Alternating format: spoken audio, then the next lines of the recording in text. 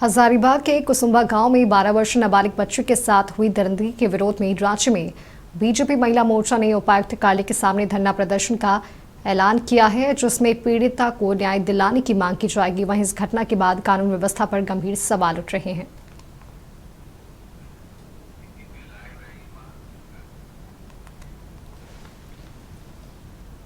अधिक जानकारियों के साथ हमारी सहयोगी महक मिश्रा हमारे साथ लाइव जुड़ी हुई हैं।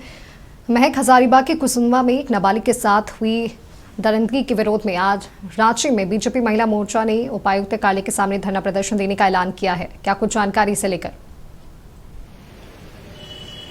जी माधवी, देखिए 24 मार्च को ये घटना हुई थी, जिसके बाद 25 मार्च को जो बच्ची है उसका शव एक खेत से बरामद होता, जिसके बाद से बीजेपी लगातार सरकार पर हमलावर है और सरकार के लॉ एंड ऑर्डर पर गंभीर सवाल है वो दागती हुई नजर आ रही है। बीते दिन भाजपा के प्रदेश अध्यक्ष आदित्य साहू की ओर से प्रेस कॉन्फ्रेंस कर बताया गया कि जिस तरीके से बच्ची के साथ बेरहमी के साथ दुष्कर्म हुआ और उसकी हत्या कर दी गई, इससे सरकार को जागने की जरूरत है।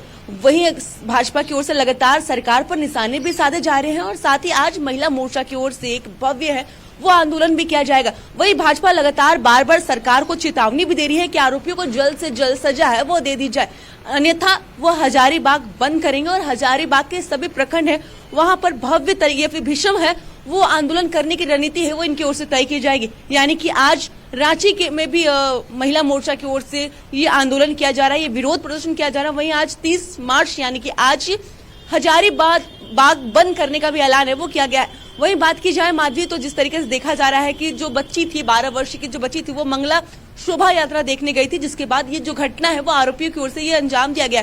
हालांकि सबसे बड़ा विषय ये भी है कि जिस तरीके से भाजपा आरोप लगा रही है सरकार पर कि अभी तक आरोपियों का कोई अता पता है वो अभी तक नहीं है। वहीं कल रविवार को भी इस मामले को लेकर जो डीआईजी तदाशा मिश्रा उनकी ओर से भी बैठक, डीजीपी है तदाशा मिश्रा उनकी ओर से भी बैठक की गई थी और बैठक में एसआईटी का गठन है वो उनकी ओर से किया गया था और इस मामले को पूरी तरीके से जांच है वो अब एसआईटी की जो टीम है वो जांच करेगी। हालांकि देखने वाली बात होगी माधवी की क्या कुछ निकल कर आता है, किस तरीके का मामला है और अभी तक इस मामले को लेकर जो सरकार है उनकी ओर से कोई भी प्रतिक्रिया है वो नहीं दी गई है। लेकिन भाजपा की ओर से एक भी मौका नहीं छोड़ा जा रहा। भाजपा लगातार सरकार पर हमलावर है और जिस तरीके से देखा जा रहा है कि घटना है, इस घटना को भाजपा वो निर्भया कांड की तरह बता रही है। भाजपा का कहना है कि निर्भया कांड से भी दर्दनाक ये घटना है, जिस तरीके से बच्ची के साथ दुष्कर्म किया गया, उसके बाद उसकी बेरहमी से हत्या कर दी गई।